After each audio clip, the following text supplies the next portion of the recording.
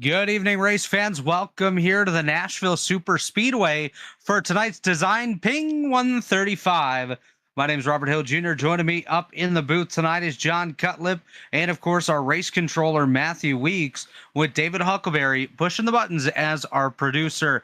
Guys, tonight, the penultimate round of the 2024B Stay Tuned Sports Podcast Truck Series. Only driver locked into the next round, the championship round, is Chris Wright.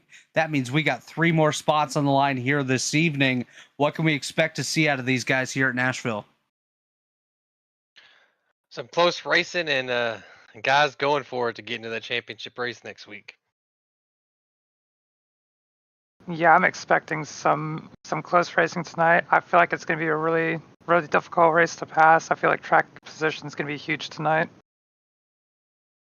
Track position definitely going to be huge in historical statistics for this race. We've only had 3 cautions in each of the 2 previous visits to this racetrack, so don't expect too much cautions out of these guys this evening. Previous winners, R.C. Enerson in 2022B, and just last season, Jay Connor took the victory here. Both drivers winning from the pole. And speaking of the pole, it's a driver that's currently not locked into the next round, but is currently in by 25 points. Matt Gruenberg on the front row with Josh Adams to his outside. Tommy Ryan and Tate Lytle going to make up row number 2. Chris Wright, the one driver locked into that championship finale, is going to start 5th alongside of Leighton Norgard in row number 3. Row 4, Dustin Doerr and Jeff Green. JP Phillips and James Miller round out the top 10. John, take us through to position number 20. We have Donald Knight in 11th, Ty McIntosh in 12th.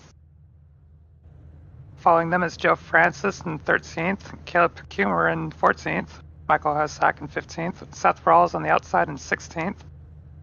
Frank Foti, 17th, Richie Hearn in 18th, Dylan Javier in 19th, and Austin Inabnet in 20th. Andrew Hardcastle going to roll off 21st alongside Dave Carpenter in row number 11. Row 12, Gerald Campbell and Gavin Higgins. 25th this evening goes to Jaden Racimus with Jeff Ryan to his outside. Sam Boutwell, Matt Hackathorn, Randy McAvoy, and Brent D. Jones going to round out the top 30. We have Michael Goodman in 31st, followed by Cal Hanshaw, Mitch Javier in 33rd, Tom Bourne, and Connor Thompson. A little ways to go, but I know he has the speed. He can get up through the field. You see Tom Bourne and Connor Thompson there in 34th and 35th. Both of those drivers currently are in the playoffs, and they need a big night here tonight if they want to lock into that championship finale. It's going to be tough. But, of course, we'll keep our eyes on all those drivers currently listed in yellow all throughout the evening. Those are your current playoff drivers, with, of course, Chris Wright, the one indicated in green, locked in to the next round. As we take a look at our race format for the evening, 102 laps on the docket for these drivers. That's going to be a long one here. 3 sets of tires, no stages. So we're going to be chasing green to checkered here tonight. Gruenberg and Adams going to be row number 1. I know Josh Adams has put a lot of work into this one. He wants to walk off with a victory heading into that championship finale. We'll see what he can do. Matt Gruenberg enters tonight 2nd in points, 25 points ahead of the 5th place car of Gavin Higgins. We'll see what he can do as the pace car's off. We're getting set to go here in the DesignPing 135 from the Nashville Superspeedway, and we are green. Josh Adams with a great jump. Definitely a good jump there for Josh. He's going to be side by side right now with Tommy Ryan on the inside. Chris Wright, Tate Lytle there in that 3rd row as they're chasing down Matt Gruenberg. Gruenberg doing what he needs to do. Again, the previous 2 races at this track have been won from the pole in dominant fashion by Enerson and Connor. We'll see what Gruenberg can do here tonight. He's going to lead lap number 1 as the field's starting to try to single file out, at least up through the front 4. They are single file. Leighton Norgard looking at the high lane there of Chris Wright is now a battle for the race lead Grunberg up top, Josh Adams on the bottom as they come off turn number 2 this time. Adams going to hold on to that bottom lane, keeping about a truck length gap between himself and Matt Grunberg. He'll slot back in line, takes another peek to the bottom, not quite able to get there that time in the Juicy Spider Studios number 01 machine. Josh Adams holding on a second. Looks like things are starting to file in pretty orderly now. Josh Adams concedes to second place. He might be cooling his tires off just a little bit after trying to get the lead for a few laps, but so far everyone's finding their P's and Q's, single file for the first few cars. We have a battle brewing for 13th with Joe Francis, Seth Rawls, and Caleb McHumor. Yeah, Joe Francis able to pull away from those guys just a little bit. Seth Rawls on the bottom of Caleb McHumor. McHumor was the fastest truck in practice here tonight, looking to try to back it up here in tonight's DesignPing 135. We'll see what that driver can do. Currently back there just inside the top 15, as now he's going to have a threat here from Michael Hosack. Hosack down to the bottom.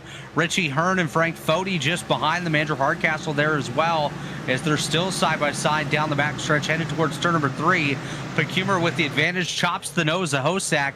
They're going to get single filed once again, but I'd expect that battle to brew here again in just due time.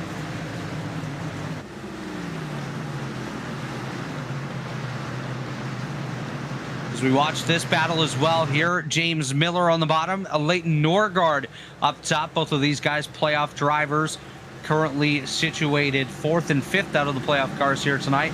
As Norgard jumps down to the inside of Wright, Miller going to follow suit. Chris Wright doesn't need to take any big risks here tonight.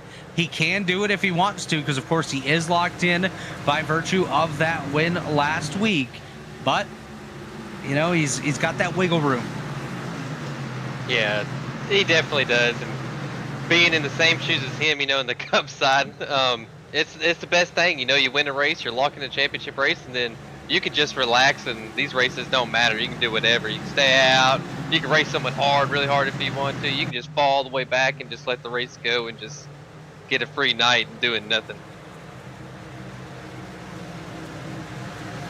This Jaden got loose right there out of 4. Oh, that was so close to a wreck right there next to, I think he was racing Tom Bourne. Oh, that was real close.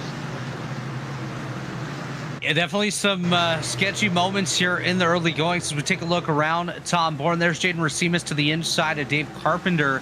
They're chasing down, I believe that to be Sam Boutwell just up the road in truck number 47. Yes, it is. As Boutwell able to clear those guys. The battle's still on between Jaden Racimus and Dave Carpenter. Racimus sliding up the racetrack just a little bit here, nearly into the door of the Carpenter machine just a moment ago. But everything does seem to be A-OK. That's where your real battles are brewing right now on the racetrack. Back there outside the top 20, as everyone closer to the front kind of taking it easy, just biding their time here in the early going. Only 8 laps in, still 94 laps to go. So no real urgency at this point, unless you're somebody that started deep in the field, one of those playoff guys that has to work their way up to the front here, like a Gavin Higgins, like a Tom Bourne. As you know, we take a look at Connor Thompson, another great driver to keep an eye on here. As Dave Huckleberry, he got the assignment. He knew we had to take a look at Neighbor Pete's favorite driver. Oh no, that's not Neighbor Pete's favorite driver. That's Gavin Higgins, who's doing okay here so far. But Connor Thompson, I'm sure Neighbor Pete might like him too. Yeah, maybe. I noticed Tom Bourne, he started on the back row, shotgun of the field, and is already up, 10 spots, 12 spots. He seems to be pretty quick tonight. And Tom's one of those guys, he's no stranger to success here in Elite. He just stepped away for a couple of seasons, so now readapting to the new crop of drivers we have here in the Elite Racing League. And some guys that were around in the early days that have come back and are dipping their toes back into the water, like a Matt Grunberg, like a Matt Hackathorn. Some of those guys that were around from the 3-wide Racing League days before Elite really became Elite. Yeah, as we watch that battle right there, and I've noticed Gavin right in front of him is kind of struggling for a little bit of grip. He might have burned his stuff up just a little bit more early on in this run. That's definitely not something that you want to have happen this early into a run, especially with Nashville and concrete. It's unforgiving. Yeah, You're essentially... Go ahead, Robert. I was just gonna say that. Your turn. All right. I was gonna say I noticed that he was battling Gerald there, and I think that really hurt his right front tire, and it's kind of really slowing him down here. Yeah, those battles can definitely put a lot of wear on those tires. I know I'm no stranger to wearing out tires on any racetrack, so I can definitely feel the pain here. And with just 4 sets of tires, including the one that these guys started on tonight, they need to go at least 25 laps apiece. And that could have got really sketchy right there as Gavin Higgins tried to chop the nose a little bit on Tom Bourne, and I think he just kissed the outside wall right there. He just got a little piece of it. He should be fine. Nothing to worry about. But this battle is starting to heat up. Gavin doesn't want to lose any more spots, and Tom's trying to make his way forward, and neither one are willing to give an inch. Yeah, But definitely. do you think forcing it like that could be putting a lot more wear on the tires and eventually actually lead to losing more spots than just the one to Tom Bourne? Absolutely. The longer you're on the outside trying to hold somebody back, the more that right front starts to build temps, and the worse your condition is just going to get. And it's the same thing for Tom, where he wants to hurry up and make this pass because he's having to make a tighter radius around the corners. He's not able to track out on the entries, so it's putting wear into his tires. He's got by Gavin this time, so he should be able to gain some of that back. But yeah, when you're stuck racing side by side with somebody, it's a rough position to be in because you're both just burning tires up. As you see this battle once again between James Miller and a Leighton Norgard, looks like they've got Jeff Green in the fight as well. We left this battle for probably about 5 minutes, came back, and they're still side by side. So you got to think at some point, Jeff Green, yeah, look, he's going to take a look down to the bottom, trying to get by both James Miller and a Leighton Norgard. We'll see if it sticks. Jeff does have to back out of it just a little bit here as he doesn't have the arch out on exit there with James Miller to his outside. Now Miller back down to the inside of Norgard, nearly down into the grass there trying to get by that 12 machine. We'll see if he's able to complete the move this time, and doesn't look like he's going to be able to. A Leighton Norgard fighting back up on the high side, going to be door to door, wheel to wheel with that 09 of Miller as the Tim Hortons machine trying to serve up a double-double down on the bottom here of the Tanks.GG, number 12 of Norgard. Yeah, and Jeff Green, I think he just needs to be patient right here. He knows they're stuck side by side. Now he's going to have a good run. I think if you want to make passes, it's going to be on the outside, but you're going to have to make it quick and don't want to be stuck out there like a Leighton has been for like 4 or 5 laps now.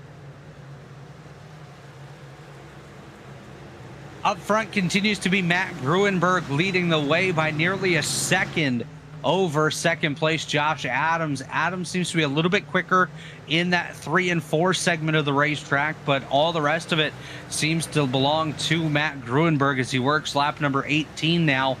Tommy Ryan holding on to third ahead of Tate Lytle and Chris Wright, as it looks like Ty McIntosh has just worked his way inside the top 10 for what I believe is the first time this evening. So that number 75 machine doing a nice job here as he's in a battle actually side by side with Donald Kite. It's Kite on the high side, McIntosh down on the inside. That's your battle for position number 10. So these guys doing a nice job here, putting on a show in the upper midfield. Yeah, and Ty's one of those guys that needs a really strong run tonight because he like kicked off the season really good. The first half of the season was really, really good, running great, contended for wins, and it's like once the playoffs hit, he's been struggling, been getting caught in other people's messes and been wrecked once or twice too. He just needs a really good run tonight just to get that back, get the momentum back that he needs. That's if he makes it to Champ 4 anyway. I don't know if either of you guys just saw this, but I was watching JP Phillips just behind the side-by-side battle between Donald Kite and Joe Francis, and he nearly lost it between turns number 3 and 4, running down along that yellow line. Looks like the rear end was starting to kick out on him. So maybe the tire's starting to come into play for these guys, or he's just pushing it a little too hard. Something else to think about is as the longer they run, the more track rubbers up. So, Right. you know, you might start running into just a rubber line and it starts to loosen the truck up, and it depends on how these guys want to approach the corners. That could either really help or really hurt your speed. So maybe that was something that he was caught off guard by and wasn't expecting it, or maybe he was just trying to push that boundary just a little bit further. Yeah, or if you know this too, John, you know, in 3 and 4, that bump on the very bottom with the worn out tires, I wonder if he just caught that bump wrong and just, you know, just messed up his line on the exit there and got him loose. It's definitely possible. It's a treacherous bump as we're 3 wide going into turn 1 here. That's ballsy right there. JP Phillips down to the inside of Joe Francis. That's Donald Kite up on the high side. They're going to be 3 wide through turns number 1 and 2. Looks like Kite going to hold on to that top lane. I thought he was going to fall back, but Joe Francis and JP Phillips, they're trying to become best friends down here on that bottom side of the racetrack. Seth Rawls just holding on, hoping that it doesn't turn into a disaster up ahead of him here, as we've been 3 wide consistently for an entire lap now. This is wild. It looks like JP Phillips is just now getting the edge. He should be able to clear him coming into 1 here. Yeah, Joe tried to send it and got real tight in the center right there. This is one of those tracks I'm scared to go 3 wide at. There's just not a lot of room, and then really Joe wasn't really being all that nice to him, trying to side trap in a truck that really doesn't have side trap, I don't think. Yeah, it's one of those things where you just try to pinch the guy to compromise their corner and hope that you benefit from it, but unfortunately JP is trending upwards right now. He's rolling pretty quick here, but yeah, the track looks wide, but the racing groove is small, and it's difficult to race 2 wide, and add a 3rd car to it, it gets even closer as we have Seth Rawls going 3 wide going into turn 3 here. Well, Seth saw JP do it. He thought he'd do it too, but it's a lot tighter for him as he nearly makes contact there with Joe Francis. Donald Kite going to have the advantage. So side by side, Seth Rawls on the inside of Francis. Francis going to clear back to single file, as it looks like now our closest battle towards the front is between James Miller and Chris Wright. There we go. Good shot there by Dave Huckleberry as they head down the back stretch. Jeff Green in that fight as well. And we're about a quarter of the way through this one. So the option is there if the drivers want to think about coming down pit road. And one thing to keep in mind here tonight, they do have to pit off of turn number 4. So the entrance into pit road, not necessarily the widest or the easiest to get to. So we'll see how green flag stops could potentially come into play as we get closer and closer to those drivers thinking of making their stop on pit road. Something worth pointing out is Josh Adams is beginning to run our leader down. He's closed about half a second in the last few laps, and he seems to be getting after it. And maybe he's saved his tires a little bit at the start of the race and starting to run our leader down, or what do you guys think's happening? Well, he's definitely running him down. You can see it there on the lap timer. Last time by, Grunberg was a little bit quicker, but Josh Adams definitely closing that gap. He's gained about 0.4 of a second over the last handful of laps between himself and Matt Grunberg. Tommy Ryan not far out of it either. Less than a second behind our race leader and not too far off the heels of Josh Adams for second. Yeah, I'm racing Adams here. I race Adams a lot at this track, and how much I've raced him. He's one of those guys that backs off a little bit, saves his tires, and gets you late in the run. And then don't look now, that 56 truck is on his way too. He's the same thing everywhere. Saves his tires and then shows up late in the run.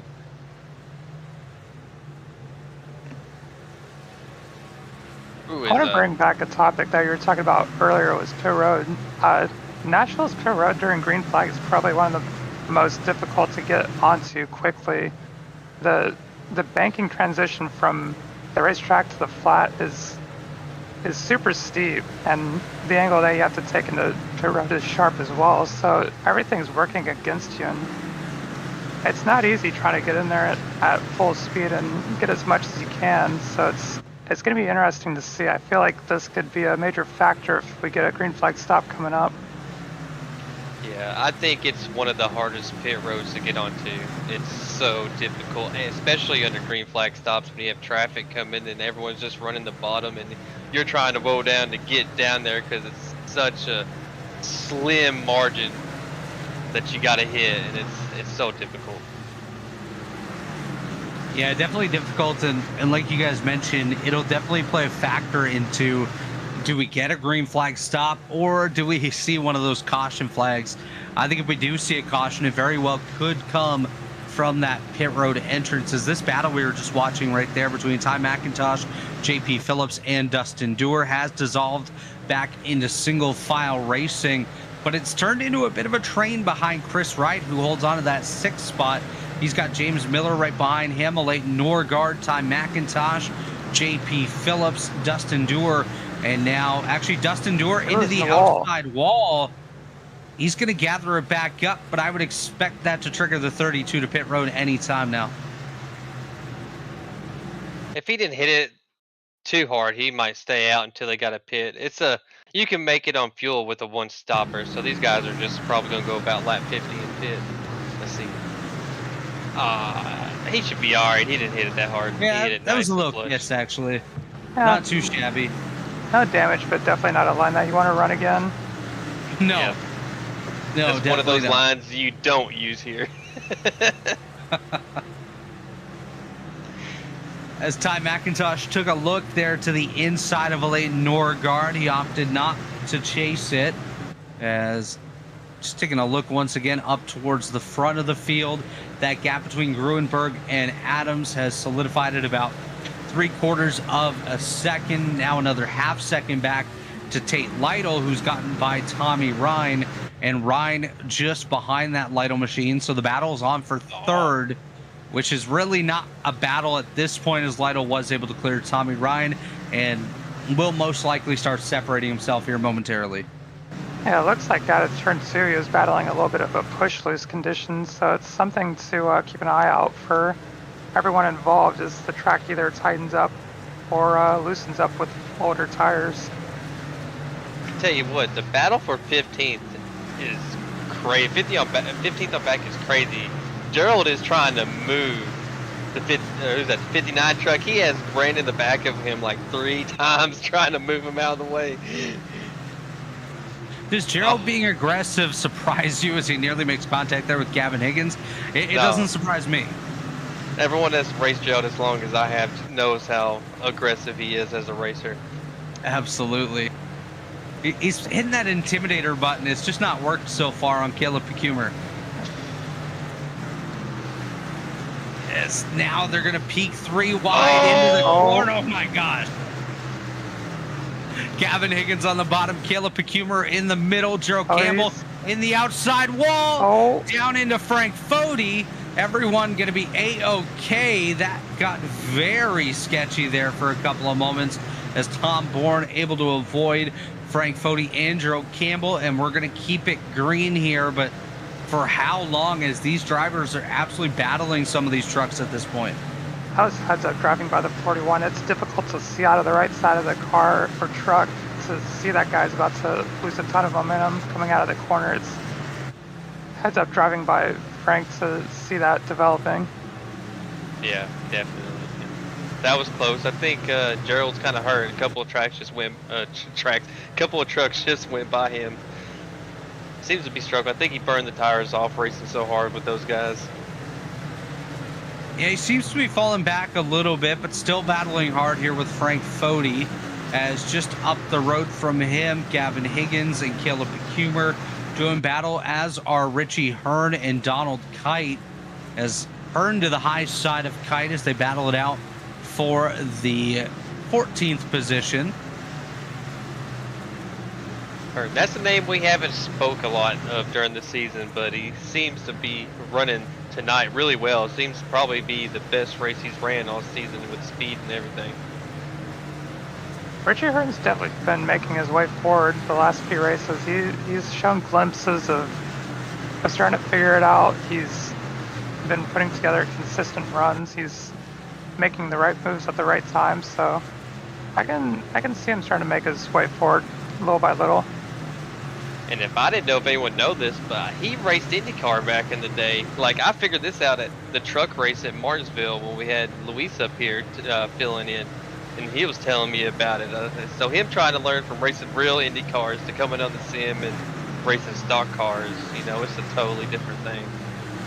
I can imagine the difference that would be, just some of your senses taken away as far as just feeling what the car is doing, and plus just a completely different discipline as far as a full-bodied stock car.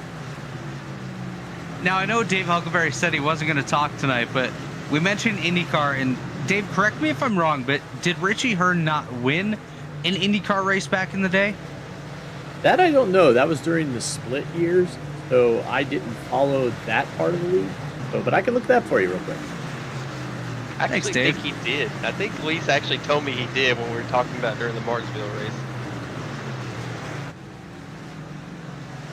Definitely cool anyways to have a lot of these real world guys dipping their toes down into the Elite Racing League, as we see a bit of a 3-truck battle here between Caleb Pecumer, Tom Bourne, and Gavin Higgins. Higgins, the third truck in line, taking a look to the inside of the Tom Bourne machine. A third of the way through this one, by the way, the DesignPing 135 here at the Nashville Superspeedway. It's the penultimate round of the 2024 B Stay Tuned Sports Podcast Truck Series right here on the Elite Racing Network. Glad to have Stay Tuned Sports with us for the past couple of seasons. And, of course, we wish them well as they go with different ventures going forward after this season. But, of course, we welcome Juicy Spider Studios on board as our series sponsor as of 2025A. I have your answer for you. What do we got? In 1996, Richie won the IRL race at Las Vegas Motor Speedway. There we go. Hey, that's awesome, man. And I Dubs don't know and if anyone caught that. Chris Wright just pitted. So Chris Wright coming down again. He can take the risks of doing something different than everybody else here this evening, because he is, of course, locked into the championship finale based off of his victory last round out at the Charlotte Motor Speedway on November the 24th. So we'll see how it works out for him.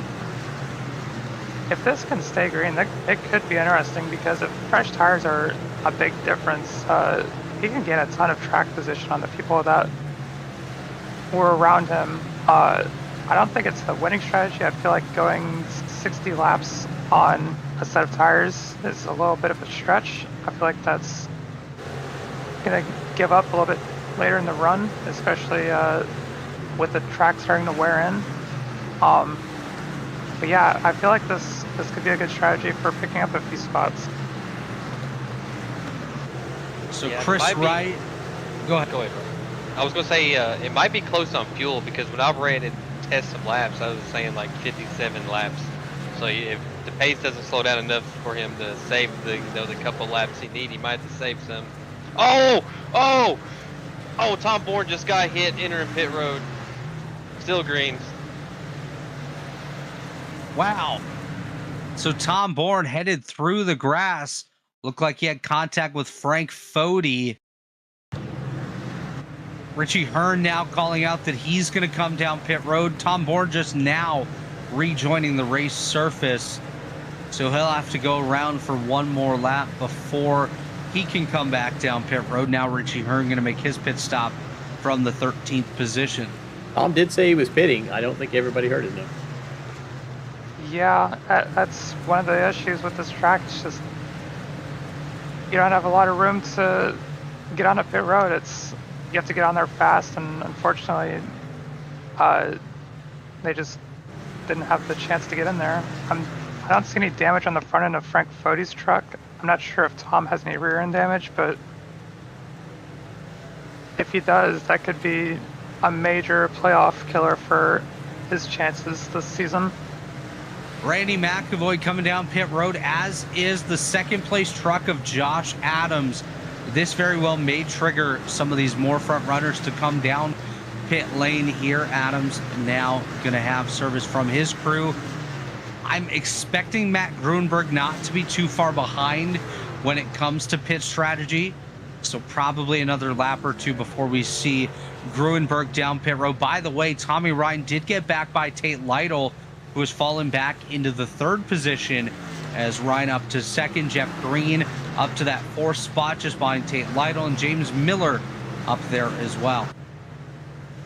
And to answer your question, John, about the damage on Tom Bourne, he got some on the left rear there. I saw that. That's That's definitely going to loosen him up a little bit. Not sure if he's going to want that. It might actually help him a little bit, depending on if he was fighting tight, but anytime you get damage is not exactly something you want to have happen. You try to make it stand with a clean car or truck, and unfortunately he's got a little bit of a ding there. Yeah. Joe Francis comes down pit lane for his stop as well. So the pit cycle is continuing here. Of course, everyone due down pit road within the next handful of laps. Some of these guys maybe just trying to get to the halfway point, split the race right down the middle. Should it stay green, it can be a one-stopper for them. And we're about a lap and a half away, really, from that halfway point. Matt Grunberg has just taken lap number 50, so getting very close to that halfway point in tonight's DesignPing 135. Matt Grunberg still leading the way. He's led from the pole, which for the last couple of visits to this racetrack has been the spot you want to be. If you start on the pole, chances are you're going to be the driver finishing up there as well. I'm surprised to see how long he's staying out, considering Josh Adams pit quite a few laps before him at this point. Every lap that clicks off has got to be a few tenths. I'm not sure if he's going to be waiting too long to put fresh tires on to try to run that gap back down and get by him, because it gets pretty difficult after a certain point. Yeah, and what's going to help though, that a lot of trucks are staying out with him. If everyone else pitted close to Adams and he stayed out, it'll be a lot tougher for him, because he would have more trucks to pass, you know. We just had a huge moment with Josh Adams and a few others going down the backstretch. It looked like the 34 got a little tight, and Chris Wright was on the right side, and they just got together. 34 half spins it through the grass.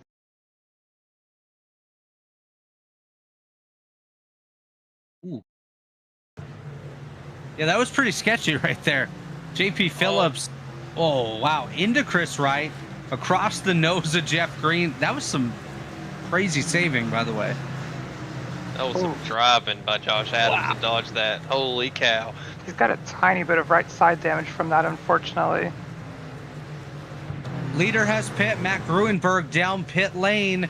That's going to hand the race lead over to Tommy Ryan and Tate Lytle, as Gruenberg finally opts to come down pit lane. Quite a gap between himself and Josh Adams, and that moment right there could have helped Gruenberg with that gap, as well as Adams just now coming towards that pit exit. Gruenberg still sitting on pit lane, now exiting the pits, so they're going to come out relatively close, but Adams is one lap down to Matt Gruenberg at this point.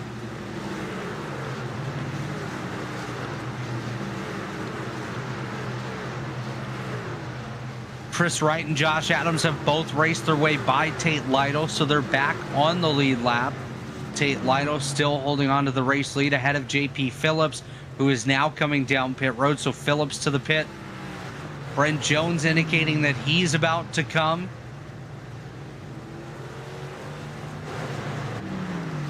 So these drivers making their visits to pit road relatively in short order amongst each other once the floodgates did open. So Lytle, McIntosh, Kite, Higgins, and Inabnet. That's the top 5 here on lap number 55.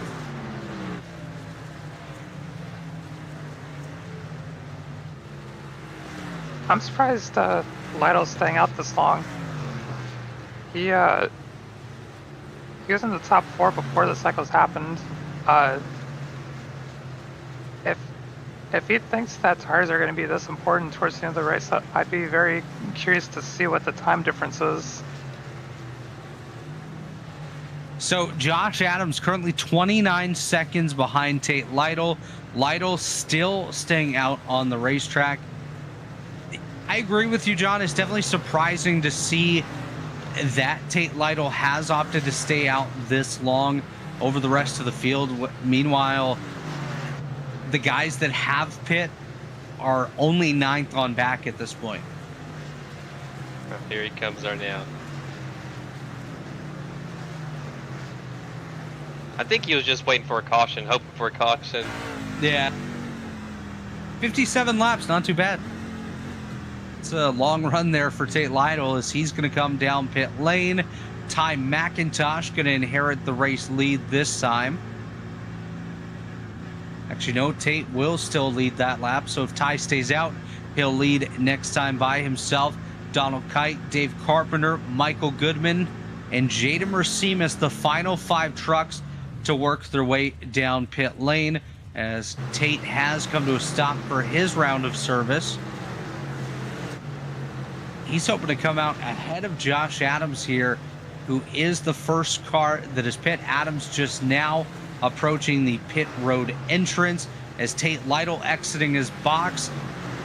This very well could work out perfectly. Actually, no, Josh Adams only going down the back straightaway. I think Tate's going to hold on to the race lead.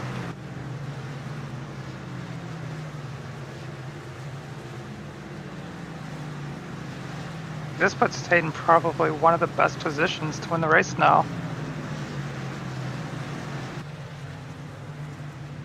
Yeah, that was good right there.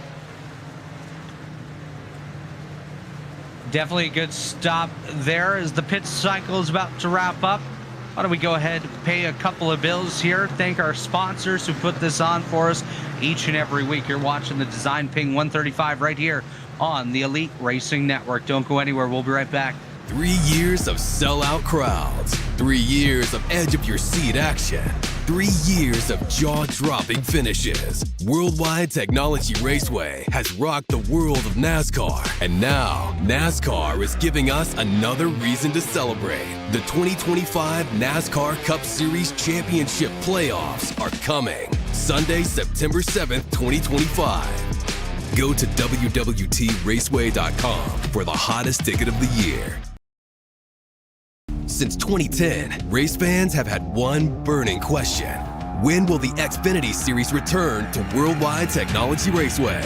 You asked, NASCAR delivered. On Saturday, September 6, 2025, the magic is back. We're going to introduce you to a new crop of future champions and Hall of Famers, and we'll create more of the greatest moments in racing history. Go to www.raceway.com for the hottest ticket of the year.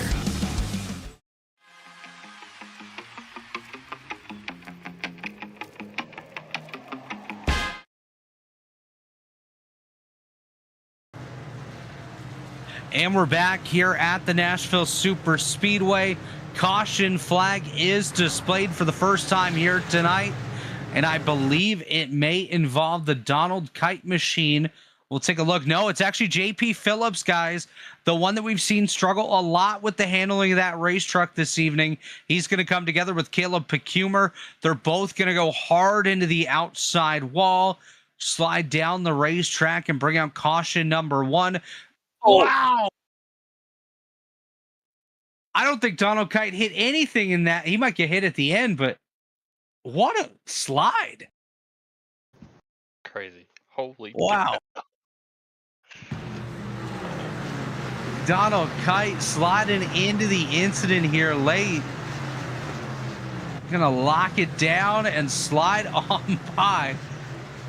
Kisses the outside wall just barely, and that's going to be it. But yeah, caution number out here. Number 1 out here for JP Phillips and Caleb Pecumer. This is going to benefit Ty McIntosh, who has not yet been down pit lane. McIntosh, Kite, and Goodman, the final 3, as well as Jaden Mercedes, actually have not come down pit road. And this is going to pull quite a few trucks down with them. So kind of a free stop here for the guys that did stay out, and they're going to have an extra set of tires waiting on pit road should we get a caution towards the end of the race. So we'll see how this luck pays off for those guys. We were talking about it before about Ty just needing a good break, and that was a massive break. Great field position. He needs a win to advance, I believe, and now he's in control of this race. Yeah, he's going to come back out in the 3rd position with only Tate Lytle and Jeff Green up ahead of him here. Of course, Lytle and Green only on a couple lap old tires, so not too bad for those guys. But Ty McIntosh and Michael Goodman definitely the winners of this caution cycle. Going to be restarting in row number 2 for the upcoming restart. As you see your top 10, Tate Lytle, Jeff Green, Ty McIntosh, Michael Goodman, Josh Adams, James Miller. There's your pole sitter, Matt Gruenberg in 7th. Chris Wright there in the 8th position in the Blue Egg Marketing Machine. Tommy Ryan 9th, and Gavin Higgins round out your top 10.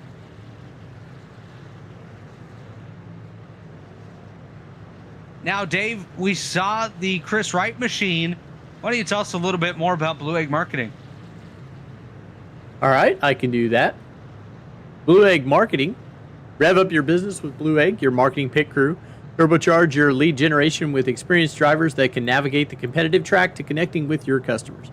With Blue Egg, you're always in the pole position, leading your brand toward victory lane. Don't spin your wheels. Accelerate success with Blue Egg, fueling small businesses to win big. Can I tell you about 4D Racewear? If you would like. 4D Racewear is the makers of Ultimate Sim Racing shoes and custom apparel designed for sim racing by sim racers. 4D Sim Racing shoes are custom engineered to connect racers to the pedals in a way no other racing shoe can, and still provide all the comfort needed for those double and triple stints. Visit 4dracewear.com and check out the original iRacing gloves for your feet. And what about Worldwide Technology? Worldwide Technology is a motorsport racing facility in Madison, Illinois, just east of St. Louis, Missouri. It features a 1.25-mile oval that hosts the NASCAR Cup Series, the NASCAR Craftsman Truck Series, and the NTT IndyCar Series. They have a 2-mile infield road course used by Speed Tour Trans Am, SCCA, and the Porsche Club of America. There's a 1/4-mile NHRA-sanctioned drag strip that hosts the annual NHRA Camping World Drag Racing Series Midwest Nationals event. And finally, they have the Kartplex, a state-of-the-art karting facility. Now, this is all part of the Stay Tuned Sports Truck Series. Stay Tuned Sports was started in 2016 by two friends, even though hating each other's teams, with the purpose of producing a sports show like no other. They wanted to create a show that would cover all major sports with a little bit of comedy mixed in. Stay Tuned Sports releases weekly episodes covering the NFL, NHL, Major League Baseball, and even some college football. So if you're looking for some hot takes mixed in with some good ball busting, then this is the show for you. Stay Tuned Sports, your home for sports nonsense. And our race sponsor tonight is DesignPing. DesignPing is a design agency located in Shreveport, Bossier City, Louisiana. We specialize in creating websites and digital content that not only looks incredible, but also enables your business to outperform all of your... Our sponsors for tonight, gentlemen. Thank you very much, Dave. As we're wrapping up caution number 1 here this evening, we have 1 to green. So Fred, the pace car driver, going to get set to make that sharp turn down pit lane. Hopefully he doesn't get hit from behind as we saw earlier tonight, but we're going to get set here with Tate Lytle and Jeff Green on the front row. Ty McIntosh, Michael Goodman, and Josh Adams, your top 5 as we head for the Geico restart zone. We are green. A bit of a bobble there by Lytle, but a good start nonetheless. Ty McIntosh with a great jump as well. He's going to clear Jeff Green down towards turn number 1 and has his sights set on Tate Lytle as Michael Goodman falls back. McIntosh springs forward as they battle down the back straight away. Here comes Josh Adams as well down to the inside of Jeff Green. Green with a little bit of left rear damage from an earlier incident. He's under fire from Adams. They're door to door through turns number 3 and 4. Tate Lytle going to lead lap number 67 ahead of Ty McIntosh and Josh Adams. Yeah, I think Jeff Green got damaged from Adams when Phillips got into Chris Wright and they had that like wreck that did bring out a yellow. And then I think Tate actually stayed out on older tires right there under this caution. So he might be in a little bit of trouble right here with these other guys with fresh tires. Yeah, Tate Lytle and Jeff Green both opting to stay out. There's a bit of a stack up back here around the Chris Wright machine. It got a little bit sketchy with Chris Wright, Tommy Ryan, and James Miller. Looks like everyone able to find their footing. Everyone appears to be A-OK. Matt Gruenberg has cleared this fight now into that 5th spot ahead of Jeff Green. Actually, sorry, make that the 4th spot ahead of Jeff Green, who falls back to 5th. Now Josh Adams to the inside of Ty McIntosh. The battle for 2nd is on. Adams might be looking to go 2 for 2 as he almost got his nose there to the Tate Lytle machine. Lytle has just enough bite to clear both of them, and he's going to control the lead here as we head to lap number 70, 32 to go. The racing's about to pick up a lot with how difficult it is to pass, and this is pretty much the closest anyone's been since the drop of the green flag, and they know they have to take what they can get here. The fight where Jeff Green is, so for these guys trying to get by him since he stayed out, it is insane. Yeah, things definitely getting pretty sketchy there. 3 wide. Tommy Ryan up on the high side, Jeff Green in the middle, James Miller on the bottom, Chris Wright and Jaden Racimus just behind them. Racimus, oh, comes Richie Hearn, big crash. Caution flag is out. That was a big one. Hearn got hooked and got some air time as well. We'll take a look on the Revivalist Photography replay machine and see what happened. Richie Hearn indicates pitting in, and I think that's the most obvious thing anyone said tonight. Wow. Oh, it looked like Netcode first grabbed him. Yeah, it's one of those things where you're sliding just a touch and you make a little bit of contact, and it was like a lot like Bristol, where as soon as you make contact, it's just impossible to get away from each other. And unfortunately, they collected Jesse Racimus in that little squabble. He had no idea what was happening. He was just there and gets turned. Just unlucky. Yeah, Jaden Racimus going to be involved in that one. And like John was saying, getting involved in that, you don't really know what's going on your inside. That's a pretty scary moment when you head through the corner and all of a sudden you're just slammed into the outside wall and pancaked, and you have no idea how in the world you got there.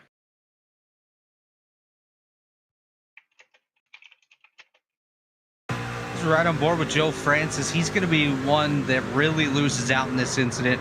Was one of the playoff drivers, and you just see how violent that incident was right there. All 3 of those trucks just absolutely hooked up into the outside wall, and that'll bring up caution number 2 on lap number 72 here at Nashville.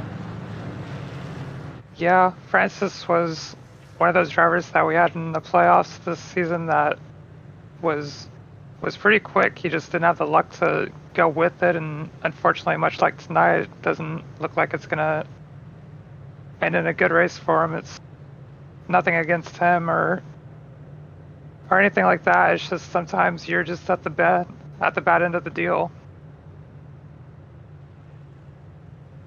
Just bad place at a bad time sort of deal there. Is just taking a look at a couple of our playoff guys here throughout the field. Again, they are highlighted in yellow. Ty McIntosh currently running 2nd, Josh Adams 3rd, Matt Gruenberg 4th, James Miller 7th, Jeff Green there in the 8th spot. Chris Wright locked into the championship finale in 9th. Tom Bourne there in 11th as well. Seth Rawls up there in the 11th spot. Tom Bourne was 10th. Leighton Norgard, Connor Thompson, Gavin Higgins up there in the top 15. Dylan Javier back in 21st. And Joe Francis, the lowest of those trucks, in 33rd. So some guys have a lot of work to do if they want to work their way up towards the front, with really not a lot of time to do it. We're going to tick over here very shortly to that 25 to go mark. We're about 4 or 5 laps away from that. So definitely getting down to the closing stages of this one, as first caution tally to the 340-second caution. Tally for the 34. I hope we don't have that many cautions tonight. I apologize, everyone. I thought you could go down the line. I was trying to put out the 2nd caution in there too, because I missed the first caution since we're so busy talking and racing, and I had to go back for a couple of incidents that happened during the green flag, so I missed it. So I was trying to put them both on there and didn't know it would put them like that. There we go. Tally there we go. First caution tally goes to the 34, JP Phillips. 2nd caution was a bit of a concertina effect racing deal, so no tally issued on that one, as I believe we're ticking over to 1 to green this time by. Yes, we are. Leave it to now for me to finally figure it out after all. Something that caution definitely helped was Tate Lytle, with being able to cool your tires off, even though it was just a few laps under green that he was on his tires before the first caution was brought out. That still adds some heat to the tires, and with these couple of quick cautions, that gives him a chance to cool them off. I feel like that tire advantage that the 75 and 01 had, I feel like that's gone away. I feel like this is an even playing field now. I agree with you. It'll definitely be interesting to see how this restart plays out. Lytle had a bit of a bobble on the last one, but just had enough pace and power to pull away from those guys as soon as he corrected the issue. But Ty McIntosh and Matt Grunberg both on the outside lane. If they can get hooked up enough just off the drop, McIntosh might be able to clear down towards turn number 1, but I don't know. I still expect that 56 to be the quickest truck on this restart and maybe have that advantage. As the pace car is off, we're getting set to go green. Lytle inside, McIntosh outside as they head for the Geico restart zone. We got the green flag in hand in the DesignPing 135. We're back on our way, and a great jump by Lytle. He clears McIntosh by quite a bit here, about 2 truck lengths between himself and the 75, as Josh Adams and Matt Grunberg go door to door for third. Oh, caution is coming back Caution out already. Oh no. Not what we were looking for. I believe Andrew Hardcastle going to be involved in this one. Potentially Dave Carpenter as well. As we take a look on the Robilas Photography Replay Machine, check out Mark J. Robilas at robilasphoto.com for all your photography needs. Watching the 22 Hardcastle here up on the high lane in the GameStop entry. No, it's Gerald Campbell. Oh. Gerald Campbell, Austin and Nabnett. Sam Boutwell there as well. Gerald's just going to slide up nearly into the side of Donald Kite. Andrew Hardcastle just right into the driver's door there of the Campbell machine. And that'll put us under caution. Brent Jones involved. So a little bit of Abbott Motorsports violence between Jones and Hardcastle right there. Corey Abbott going to have to get the checkbook out. And again, heads up driving by the 41 of Frank Foti. Frank's done a good job tonight, dodging incidents and keeping himself clean.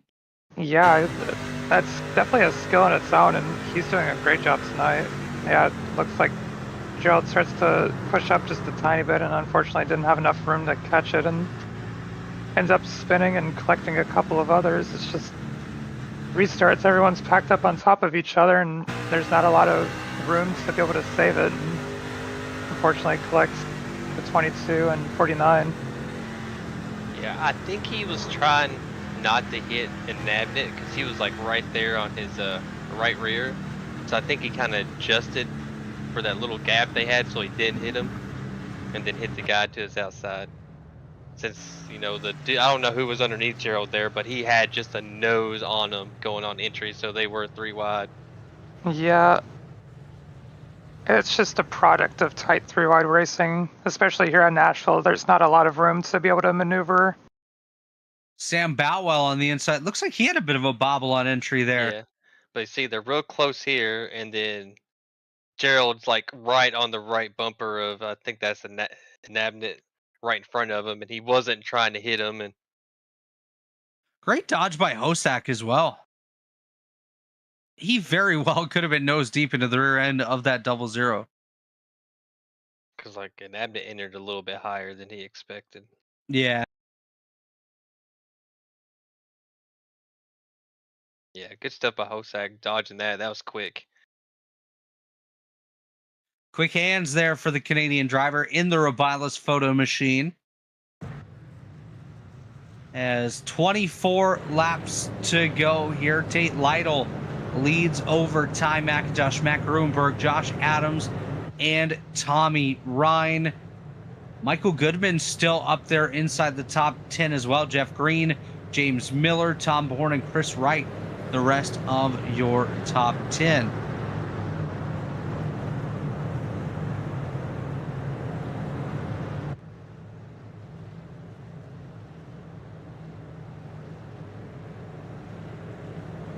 Just taking a look here, looking for the biggest mover of the race so far, and well, that is going to be none other than Michael Goodman.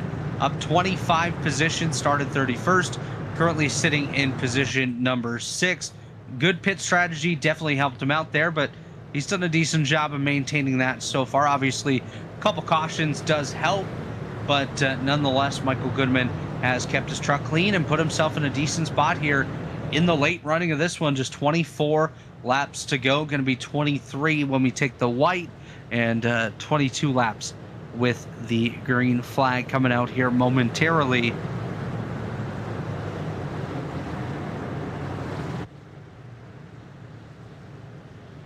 So as we're wrapping up this caution, just a quick look ahead to the rest of the week here in the Elite Racing League. Tomorrow night, we're going to be back with some Robotics Photography Grand National Series action from the Richmond Raceway. The DesignPing 150 will be on hand for that one. Then, of course, Tuesday night is the Rev Limit Workshop Series presented by Pit Pass Network, a 60-minute race at Watkins Glen International. And we'll wrap up our week with the Belly Up Sports Cup Series. It's the Dave Green Memorial 200 from the Kentucky Speedway. Should be a good one. All the action right here on the Elite Racing Network. Be sure to tune in and support your favorite drivers each and every race night right here on ERN. As the pace car getting set to go down pit road here momentarily. Lytle opts to take the high side tie. McIntosh backing off the Lytle machine just a little bit down there on the bottom. Pace car's off. Lytle looking for that Geico restart zone as he's about to enter it just about now. Watch for that loud pedal to be underway here for Lytle as he's got a good start. It's a terrible start for Michael Goodman. The third row on the outside absolutely jacked up and falling back hard here, as we're going to have Chris Wright taking a look 3 wide. Everyone kind of stumped behind Goody as it's already side by side for third. Gruenberg on the inside of Adams, now 3 wide. James Miller, Jeff Green, and Tom Bourne towards the tail end of that top 10 as Jeff Green going to fall back, makes contact with Seth Rawls. Guys, it's getting absolutely chaotic here. With just under 20 to go, there comes Norgard. Oh, hard hit for the 57. Dylan Avere involved, a late Norgard, Dave Carpenter, Frank Fody going to be involved in this one this time. Looks like Randy McAvoy going to get a piece of that one as well. We'll take a look on the Robotics Photography replay machine. John, this one was absolutely chaotic. Yeah, or 4 wide's definitely not something you want to try to do here. 25 didn't have the greatest of runs coming out of turn 4, and the 20 Gavin tried to dodge him there, and it just didn't work. Yeah. I guess he thought he was too wide. Oh, Dono Kite going to get collected there on the bottom. You can see it on the back end of the photo here. There's the involvement for Matt Hackathorn. Dylan Javier going to get picked up in this one. Javier then going to slide up the racetrack hard into the outside wall. Norgard ricocheting up the racetrack as well. This is where Frank Fody gets involved. Dave Carpenter going to pile in. Randy McAvoy going to get a piece of the rear end of this one. Well, he's going to get a big piece of the rear end of the Dave Carpenter and Frank Fody machines. That's a big one here at the Nashville Superspeedway. That's a huge hit for the 2 of them. Riding on board here with the AVPW machine of rookie Randy McAvoy. Here comes the incident up the racetrack. Randy goes high, I think, to try to dodge it. Maybe doesn't get on the binders as well as he would have hoped to, but gets into the back of the Carpenter machine. Dodges Jeff Ryan, who luckily gets through this one in that number 10 machine. Relatively unscathed there, but couple drivers definitely going to have prolonged stays on pit road in what is the 4th caution of the evening here.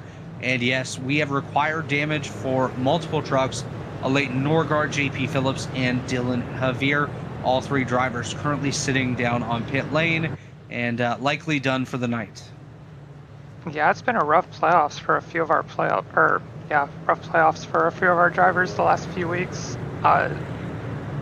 Just getting collected in a lot of incidents. It's trying to make a push for the championship race, and you're trying to put together a clean round, and unfortunately with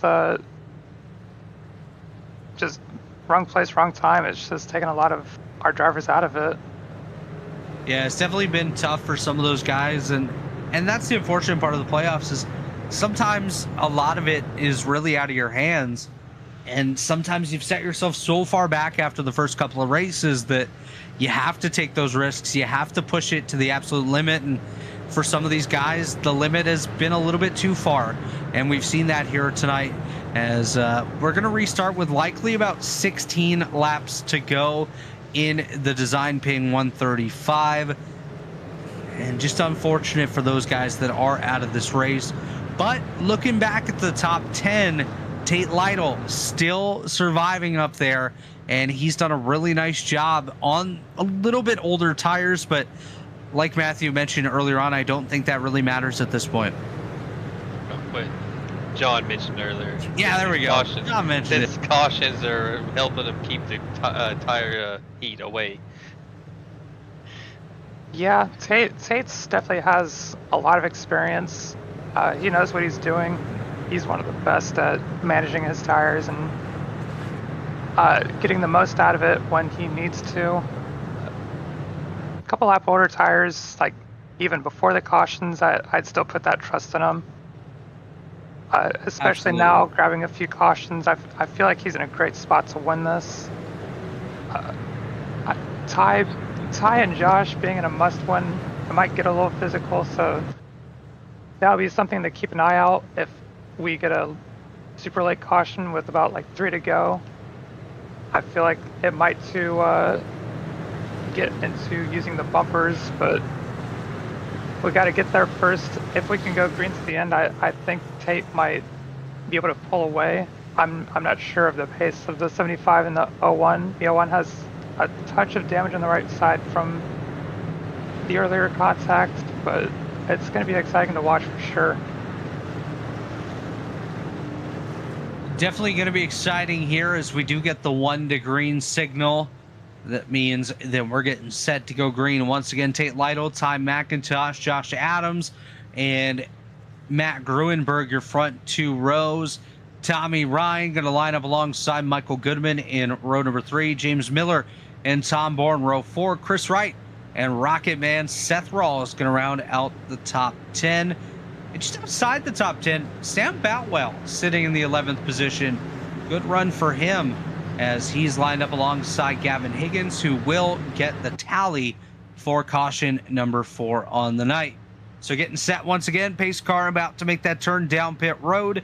Lytle, he's gripped the wheel tight. He's getting set to set sail here in the DesignPing 135 as we head down the front straightaway towards that Geico restart zone. Lytle on the loud pedal. We're back underway, and it's another good jump here for Lytle as he's going to clear the Ty McIntosh machine. McIntosh now under threat there from Josh Adams. Adams on the bottom as they work their way through turns number 1 and 2. Gruenberg clears Tommy Ryan as well. Your top 5 single file, make that the top 6 with James Miller as Ty McIntosh going for it here on Lytle. He's gone to the high side. He's got a great run coming into 3. It slides up just a little bit, gets a little tight. Lytle with the run. Now he's under attack from Josh Adams coming up for 2nd place here. Yeah, you can't overdrive the truck. I've noticed in the practice I did earlier, you overdrive it on entry, you get really tight in the middle.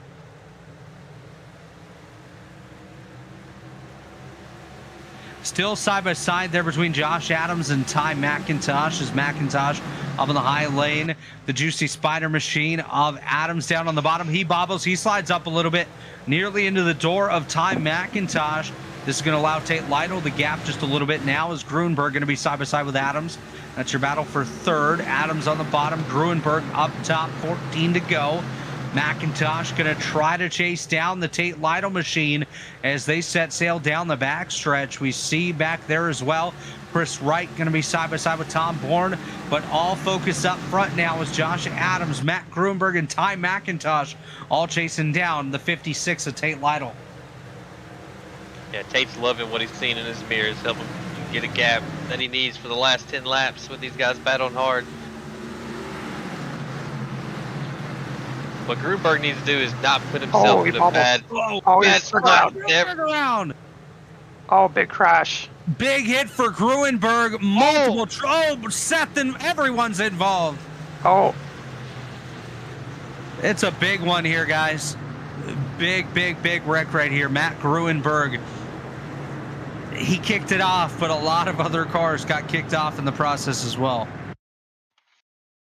yeah, it's one of those things where it's just tight racing, and one little bobble, it turns you around. It looks like he just gets a little tight and gets into the quarter panel of the 75, and unfortunately Josh Adams being right there just hooks him around. Tommy Ryan involved, James Miller, Michael Goodman. Seth Rawls is going to get absolutely annihilated right here. He just gets sent right down the racetrack. Sam Boutwell squeaks through. You see Gerald Campbell in there, Gavin Higgins, Connor Thompson, Austin Inhabitant, Andrew Hardcastle, Michael Hosick. Whew, that's a lot of trucks right there. That was one of our strong playoff guys as well. He was dominating Bristol, and unfortunately just towards the end, just the recipient of a little bump and run and finished 5th. Had a decent race last race out, and unfortunately in the top 3 tonight just gets turned around. I'm not sure what the points situation is looking like, but it looks like the 24 and 00 are not happy with each other. Yeah, a little upset. I'm not sure what that's about. So Matt Gruenberg was 25 points to the good entering tonight. I think as long as he's able to keep his truck moving, he should be okay to get a playoff spot, especially considering guys like Seth Rawls, Gavin Higgins were just involved in that latest incident. But yeah, that's interesting there between Hosick and Campbell. Don't think anything happened between the two of them. But nonetheless, not too pleased. And that's a really rare mistake by Matt Gruenberg, by the way. I've been racing against Matt for many years. We had a championship fight back in the 3-Wide Racing League days, and it is so rare to see him make a mistake on the racetrack, and that's just really unfortunate for that number 17 machine. Well, there you go. That's exactly why Michael Hosick is mad. Great catch there, Dave. Yeah, but unfortunately, I think the 24 was starting to lift for the wreck, and unfortunately Gerald, when he was behind the 20, really couldn't see it, so he's just tracking out like normal, and unfortunately tags the 24 in the left rear, and Hosick just feels like he just got turned, which, to be fair, like, that's understandable because, you know, just everything happens so fast.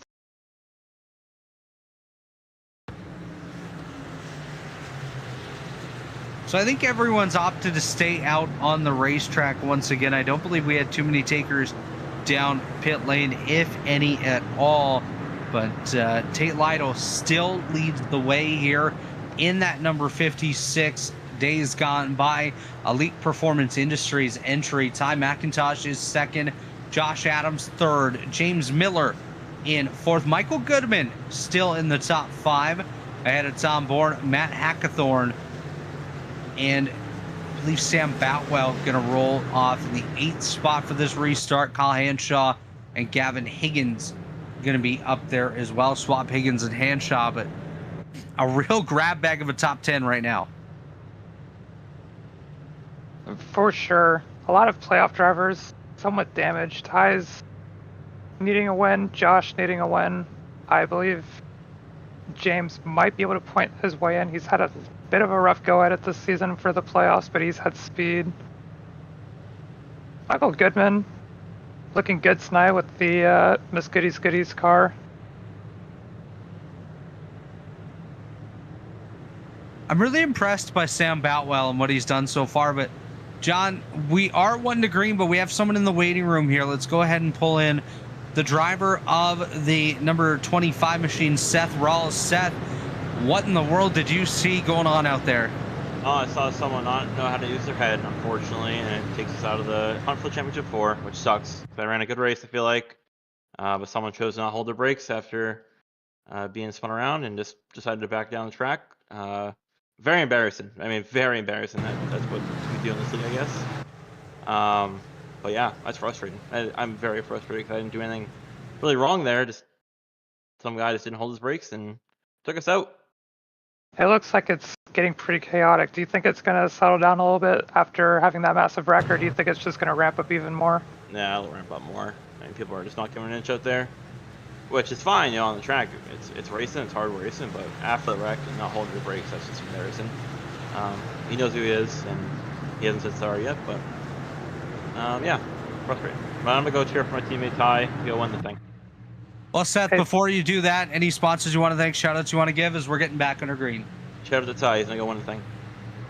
All right, that's Seth Rawls, Rocket Man, and he has headed back down to his team. Disappointment, John, for sure, but back underway here with just 8 laps to go. A great jump by Tate Lytle once again as Ty McIntosh going to try to clear Josh Adams as they head down the back stretch. James Miller right there as well. Miller and Bourne trying to get by Josh Adams, but Adams going to hold the door there in third as they work their way around McIntosh up to the rear end of Tate Lytle for that top spot.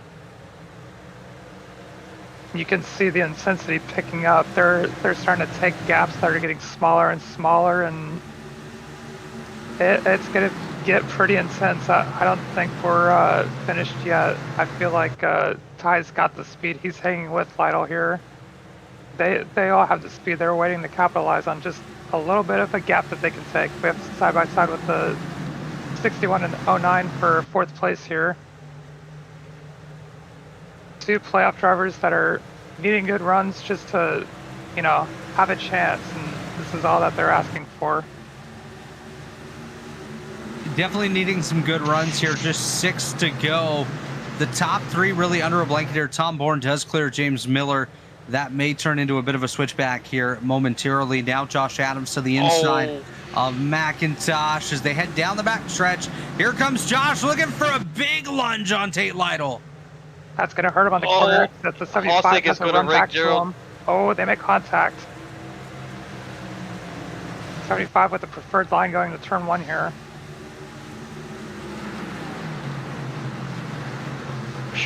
Man, I'm sorry. The craziness back there. Jeff Green about died. Someone else about died in a massive wreck that we just kept going green. Yeah, these guys are definitely racing with intensity and maybe a very low level of regard for others at this point as well, as we're coming to 4 to go. Lytle, Adams, McIntosh, Bourne, and Miller. That's your top 5. Lytle trying to play spoiler for these guys. Everyone behind him really needs a victory here tonight. And Tate Lytle deciding that, well, I'm going to come in here. I'm going to try to steal that trophy from you boys. But Josh Adams looks very, very hungry right now behind the wheel of that number 01. Josh is looking pretty speedy right now. He is knocking on that door. Yeah, and I think that's hurting him. I think he should be able to run for the exit, not try to get it all on the entry. Yeah, it's something that might be hurting him just a little bit. Tate's starting to get a little bit of a better exit and build a gap with 3 to go. It's going to be close because they both know what they're doing and what they're looking for. Josh in a must-win. Tate just wants to grab a trophy, which he's been collecting a lot of them recently, but it's going to be a good battle. Just watch for sure. 2 to go here, and Josh Adams, he's closing that gap quite a bit here to Tate Lytle as they head down the back straightaway. You can't even put a truck between the two of them, as Adams going to send it into 3, almost makes contact with Lytle. He's going to stay there as they come to the white flag this time. I would expect that bumper to come back into play here. White flag brought to you by Whiplash Sim Cams. Check them out for all your sim cam needs. Adams to the inside, Lytle to the top, side by side for the lead as they work their way through turns number 1 and 2 for the final time. Adams going to slide up just a little bit. Lytle with the advantage down the back stretch. I'd expect the door to come into play here as they head into 3. Lytle still has that high lane. Adams on the bottom. He slides up nearly into Lytle as they come off of turn number 4. Tom Bourne hard into the outside wall to the line. Checkered flag is Josh Adams. Adams takes the top spot by 0.02 of a second over Tate Lytle. That is exactly what he needed to do. Win and you're in. And he is in. Josh Adams going to race for a championship next week. Tate Lytle comes home second. James Miller third. And listen to the rest of your top five. It's Michael Goodman coming home fourth, and Sam Boutwell going to round out the top five. What a drive by those guys, coming up from 31st and 27th, respectively. Matt Hackathorn in sixth spot. Andrew Hardcastle comes home seventh. Tom Bourne eighth.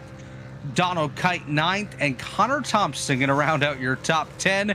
As we head down to the front straightaway, Josh Adams burning it down, rightfully so, as he has picked up the victory here tonight and locked himself into that championship finale. We'll give you those points as soon as they become available to us, but what a race here tonight, guys. What a drive by Josh Adams in those closing laps. His back was against the wall. He had the speed the last couple of races. Unfortunately, just circumstances took him out of it, and back against the wall, walks it off with a dub here. Just absolutely great performance there by Josh Adams. Guys, I think we'll step aside real quick, take one final commercial break, and when we come back, we'll talk to your top three finishers here tonight of Josh Adams, Tate Lytle, and James Miller. Don't go anywhere. We'll be right back. It's the DesignPing 135 on the Elite Racing Network.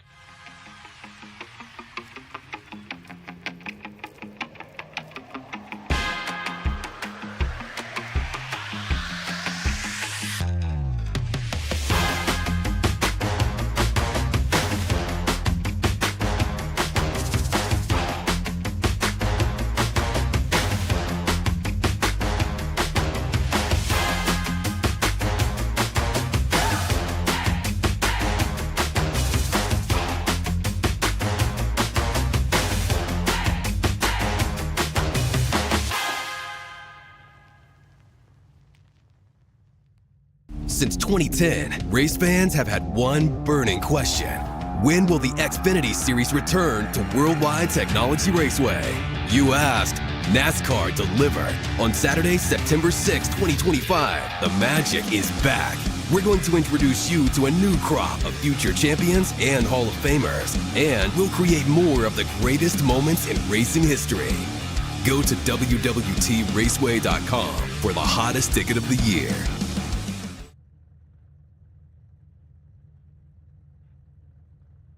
And we are back here in the DesignPing 135 from the Nashville Superspeedway. Now standing by down on pit road is our very own John Cutlip, joined by our second place finisher this evening of Tate Lytle. Tate, you had a great run tonight. You were in the top four for most of the race tonight. Looks like you were so close to winning. A couple lap older tires, do you think that had any effect on the last few laps, or do you think the cautions were cooling your tires off to the point where you could battle it out? I think they were probably pretty even. I felt like I was in a weird spot. I love running the trucks, but when I was looking in my mirror with like 10 to go, and it was like 3 or 4 of those guys that had to win, and then me out in front. So I'm like, man, I don't know. So I'm kind of glad I didn't win. I was definitely trying my hardest, but kind of glad I didn't win. Avoid some of the outrage in the elite chat tonight. But my sponsor pays for me to run this series, so glad I could put some days gone by on the a few people's YouTube screens, and yeah, I felt like that was pretty cool bump and run. I knew he had to win, so I was trying to give him as much room as I could. I think if I also needed to win, I'd probably figure out a way to make sure that happens, but I knew he was in the must win, and this race didn't mean a whole lot for me, and so I was trying to give him as much room to do what he needed to do, and I think that was probably the right call, because I think if I give him any less, we'd probably wreck. Yeah, it was still really tight racing regardless. You guys were bumper to bumper, door to door for almost the entirety of the last lap there.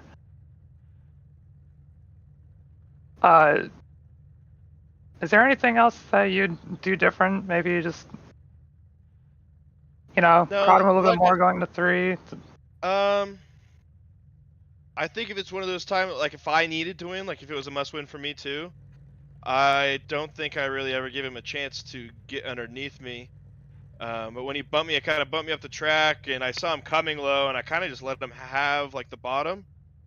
So I think that's probably where, if it was a must-win for myself, I don't know.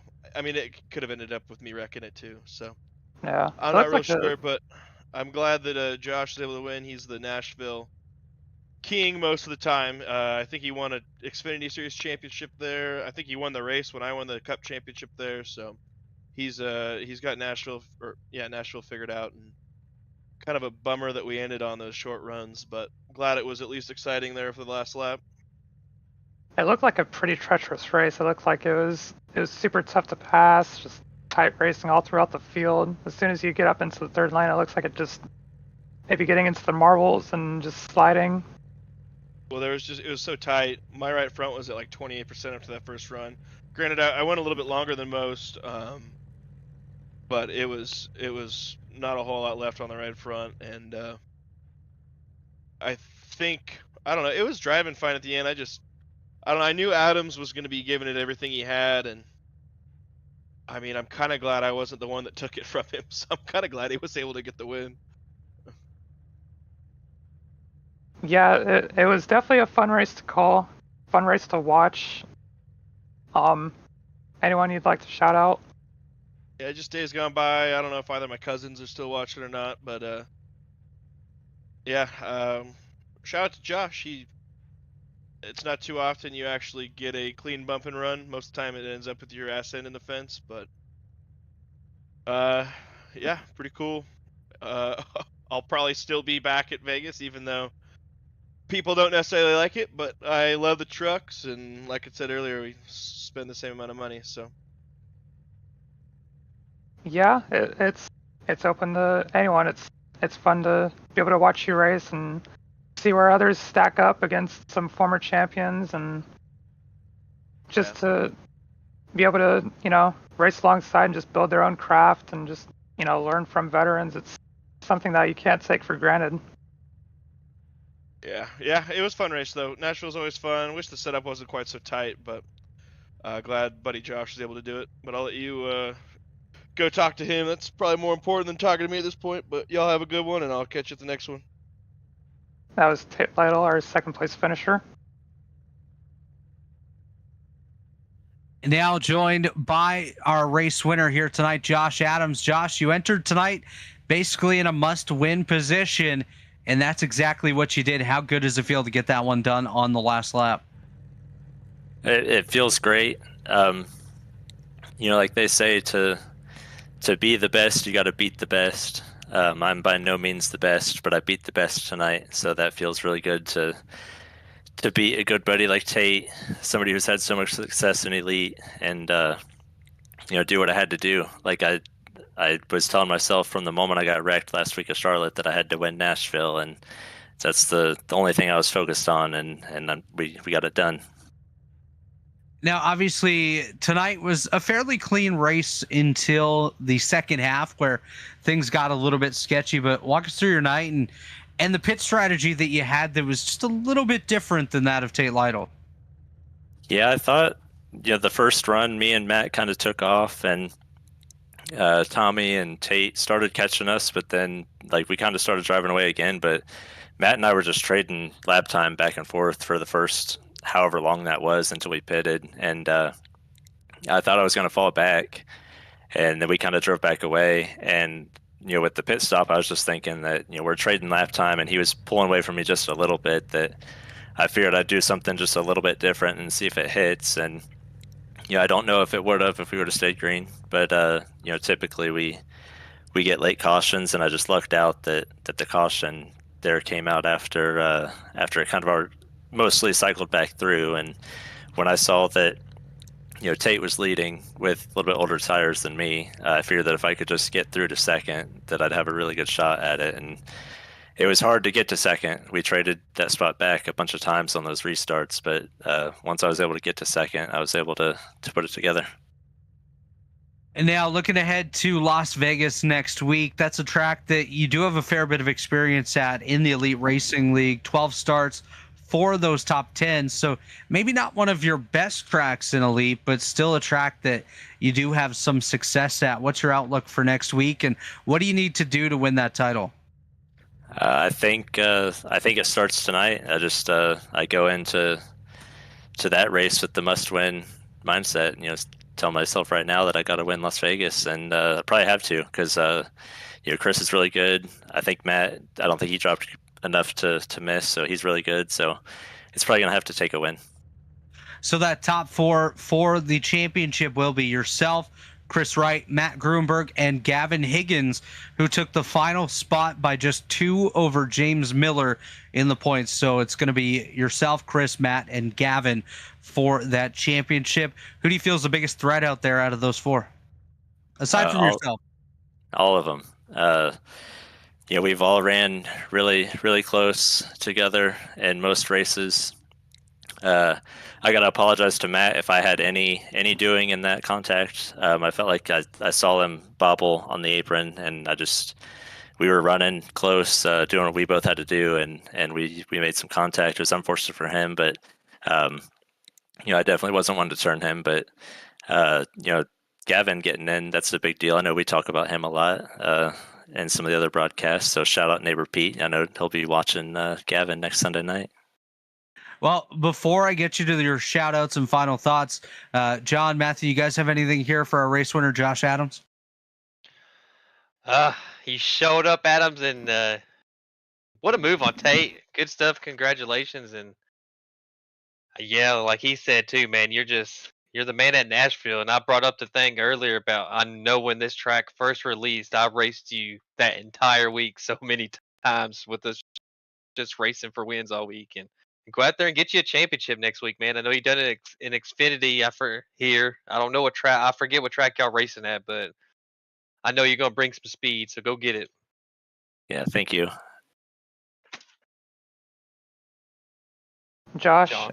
the middle of the race was a little scary. You pitted, running through the field on fresh tires, and they had a little bit of a moment in front of you with Chris and I believe it was JP Phillips. Yeah, you guys had a little bit of a moment that you got a little bit of a damage on the right front. How scared were you in that moment?